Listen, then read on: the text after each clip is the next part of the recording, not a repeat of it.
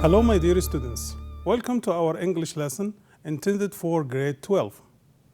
Today, we shall discuss and explain the new vocabulary items presented in Unit 9. So please have your books, some papers, and the pen ready to take important notes. We'll be right after the break.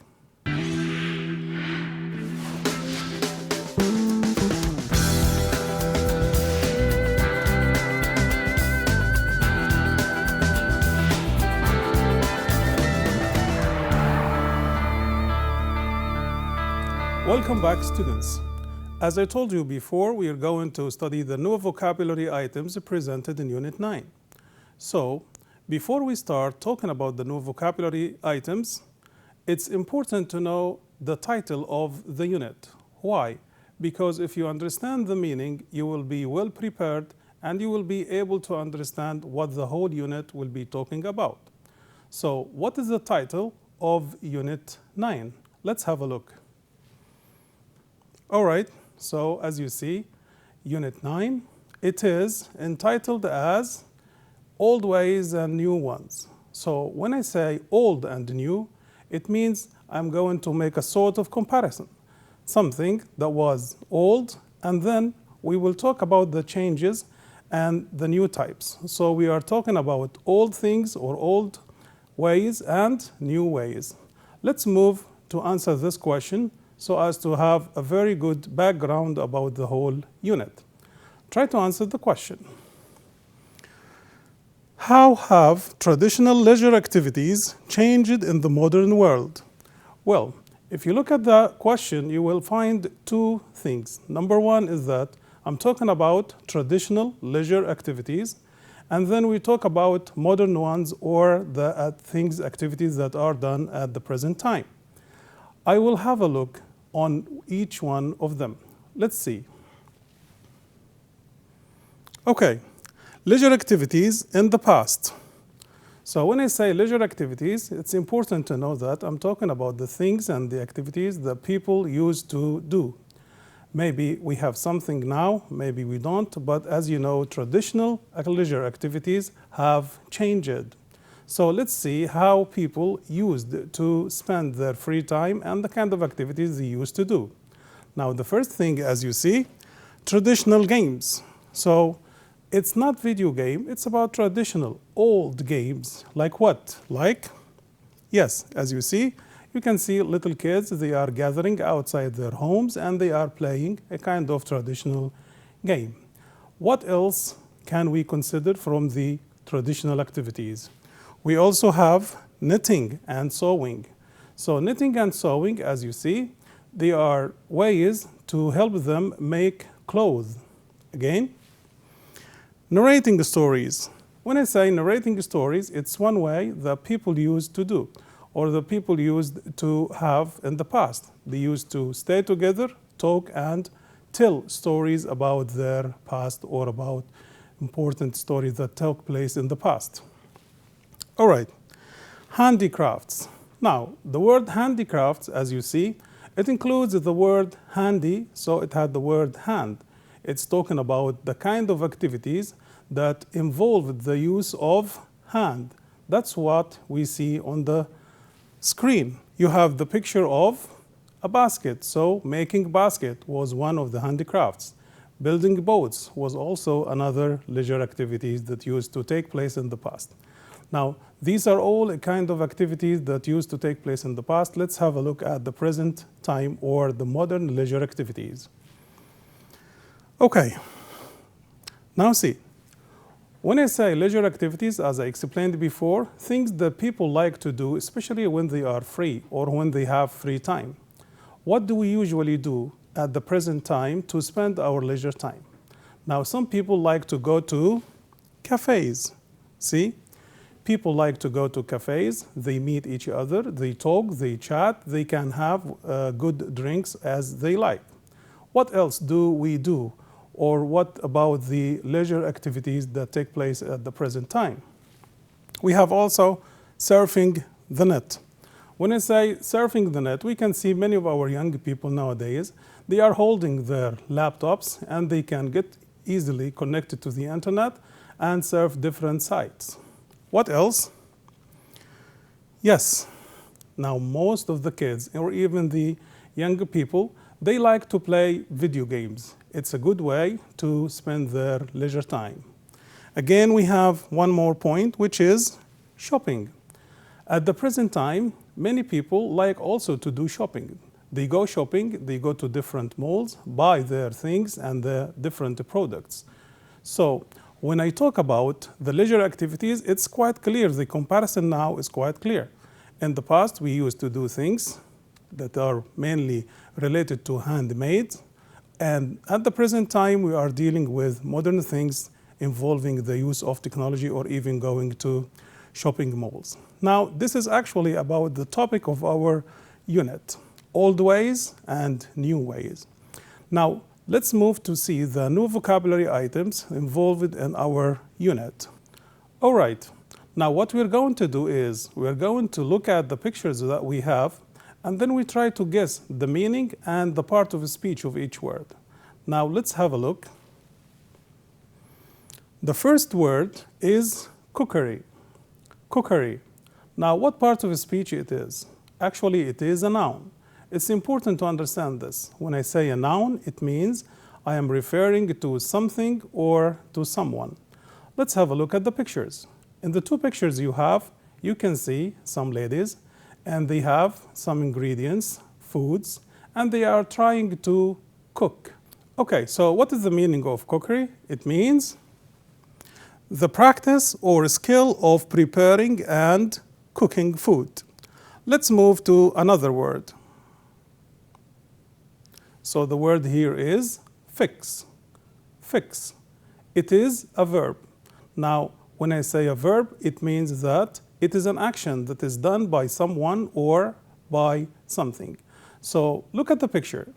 You have here a faulty machine, something that's not working properly. What is the man trying to do? Actually, he is trying to fix the problem. He is trying to repair the faulty machine. So you can guess now what the meaning of the word fix mean. Let's have a look.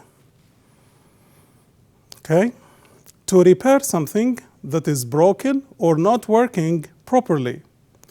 They couldn't fix my old computer, so I bought a new one. Now, let's have another look on another word.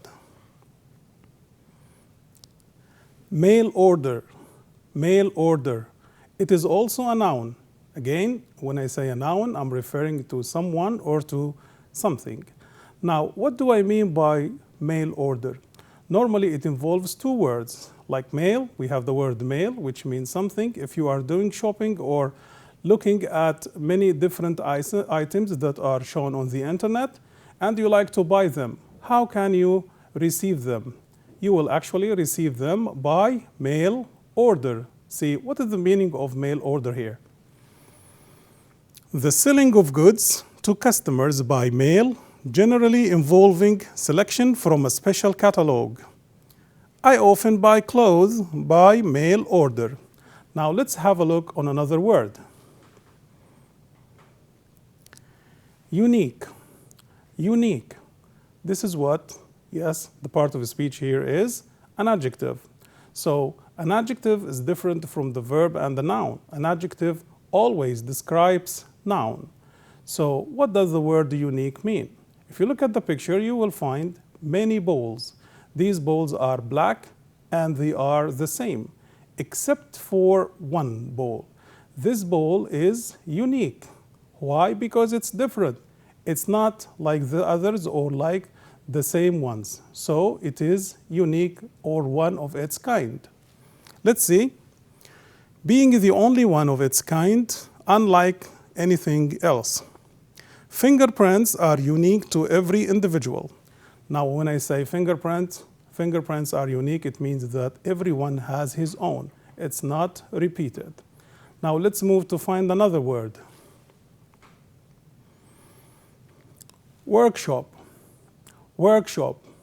It is also a noun.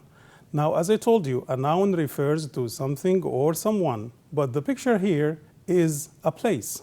So workshop is a place. What happens in these workshops? Now in the picture you can see cars. They are repaired. So it is a place for repairing or manufacturing things. Now let's see the meaning and a good example of the use of the word. A room or a building in which goods are manufactured or repaired. The mechanic bought some tools for his new workshop. Now let's see another word. Competent. Competent. Now it is an adjective again. So as I told you, just to remind you, when I say adjective, it means that I am describing someone or something. Now I'm describing people. I'm describing someone who has good skills, abilities, and the knowledge about something. Therefore, he can do something or she can do something successfully and properly. Why? Because this person is competent. Now let's see. Having the necessary ability, knowledge, or skill to do something successfully. You need to practice a lot if you want to be a competent swimmer. All right, now let's have a look on another word. Craftsman. Craftsman. It is also a noun, refers to someone. Now, if you look at the picture, you can find people are using their hands. Why? Because they are craftsmen. They are using their hands and they have the skills to do something or to do a craft. Let's see the definition and then we will move to the example. Someone who is very skilled at a particular craft. The portraits are hand-painted by our finest craftsmen. So craftsman involves the use of hands and something you can do by yourself. All right? Now let's see. Seamlessly. Seamlessly. Now the word seamlessly is not an adjective, it is an adverb. So an adverb is different. It tells you how things happen or how things take place. Now let's see. Seamlessly, what does it mean? Now, smooth and without seams or obvious joints. So it's done in a very gentle way without any problems. Now, let's have an example. Internet users can move seamlessly, easily from one site to another. Now, let's move and see. Platform. Platform. What is the meaning of platform?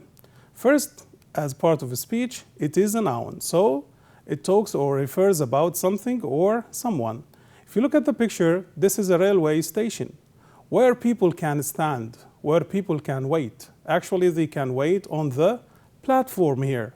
So the platform is a raised surface where people and things can stand. Let's see. A raised level surface on which people or things can stand. The train for Oxford will depart from platform 9. Okay, now let's see another point or another word. Socialize. Socialize. What does the word socialize mean? First, it is a verb. It means that it is an action that is done by someone or something. Now, if you look at the picture, you can see many people. Are they happy? Yes, they are happy. They are talking or they are with each other together.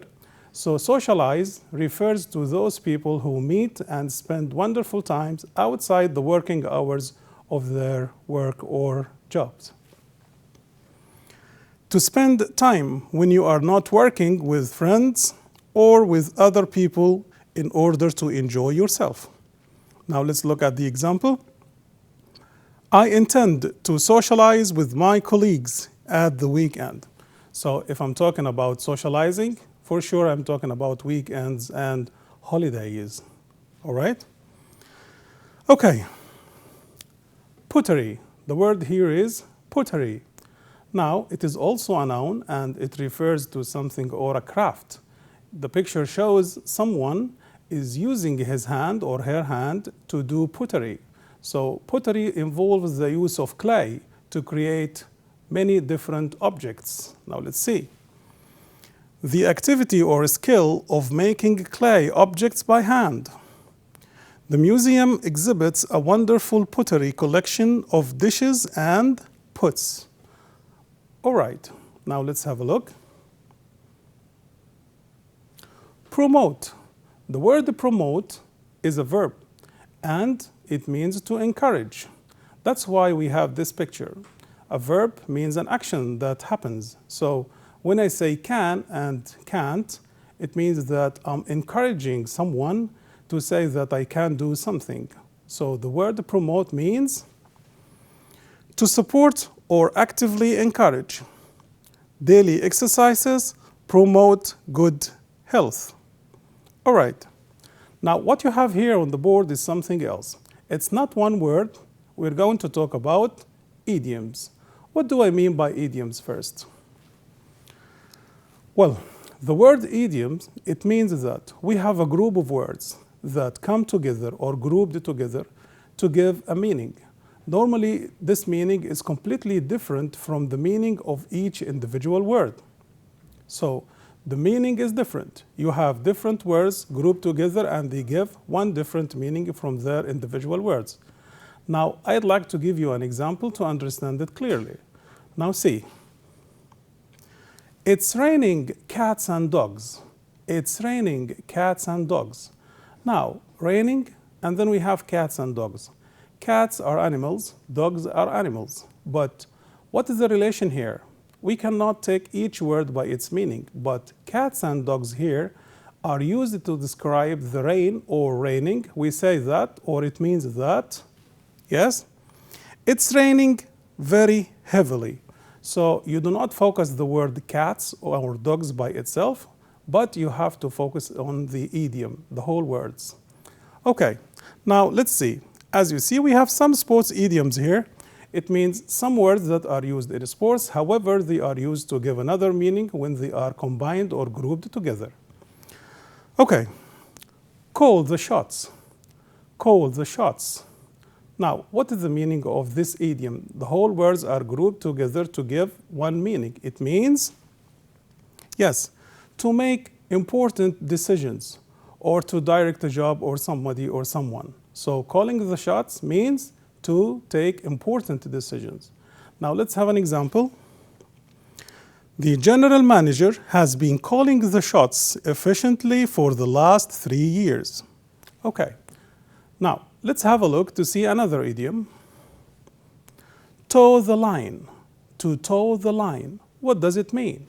Now you do not focus on the word the line, or you do not focus on the word toe by itself, but the whole idiom. Toe the line, it means, yes, to accept the authority, principles, or policies of a particular group, especially under pressure. So this means that you accept the rules. Now let's see an example. He might not like the rule, but he'll just toe the line to avoid troubles. One more idiom. Below par. Below par. Now, this means that, yes, the picture is quite clear. Something was good, but then it becomes worse. So the word below par, worse than the expected standard. Now let's have an example about it. We wouldn't go to the same restaurant. Why you don't like to go to the same restaurant? Because the restaurant, or it was really below par. This is the last idiom, neck and neck. Again, don't look at each word by itself. Neck is part of the body. However, neck and neck has another meaning. It means, yes, if you look at the picture here, you can see two horses. They are racing, but they are the same level. They are even. They are evenly matched. So let's have an example. The two competitors are neck and neck. So they have an equal chance of winning. All right, this is for the meaning of different idioms. Now let's take a look at the exercises we have. Gap filling, you are given here sentences and you're going to pick out the right word and use it in the blank. Custom made, cookery, mail order, unique, workshop, competent. When you answer this kind of question, you have to understand the sentence very well. You have to read it from the very beginning till the end. Now let's see. The new manager is not enough to run such a big company. So we have the word enough. Normally the word enough is preceded by an adjective. So why do you think the manager is not suitable? Because is not competent. Very well. All right. This is one use. Let's have a look on the other one. You can access any online shop and all products will be available by, okay? Now, if you are on the internet, you can buy things. How can you receive them? You will receive them by, very good, mail order. Actually, you are absolutely right. Okay, the chef bought a new book about the Chinese for healthy meals. Now, normally if we have meals, Chinese, this means that the right word here is, think about it. Yes, this is the right answer. It's cookery. Great. Shakespeare, the great writer, made a or an contribution to the world of literature. So, he made what? He made a unique contribution. It means his works were really distinctive and different. Okay, let's move. The warranty ensures that the company is obliged to repair any faulty car in its. Now, when I say faulty cars, broken cars, cars with problems, where should be fixed? They should be fixed. Very good. Workshop. All right. Now let's have a look on the multiple choice. Here it's different. You have 4 options. You're going to pick out the right option. He decided to, from the company, in order to find a well-paid job elsewhere. He decided to control, govern, seek, or resign. If you're going to get another job, so you will have to, very good, resign. The athlete did not win the race because his performance was below par, toe the line, neck and neck, call the shots. Now, his performance was what?